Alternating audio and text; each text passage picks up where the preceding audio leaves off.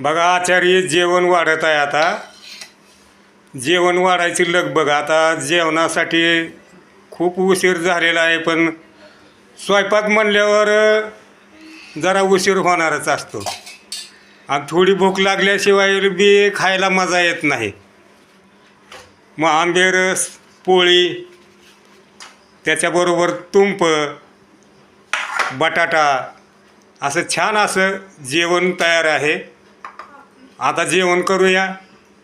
आपण सुद्धा जेवायला या. धन्यवाद. बघा आचार्य जेवण वाढत आहे आता. जेवण वाढायची लगबग. आता जेवणासाठी खूप उशीर झालेला आहे, पण स्वयंपाक म्हणल्यावर जरा उशीर होणारच असतो. आणि थोडी भूक लागल्याशिवाय बी खायला मजा येत नाही. मग आंबेरस, पोळी,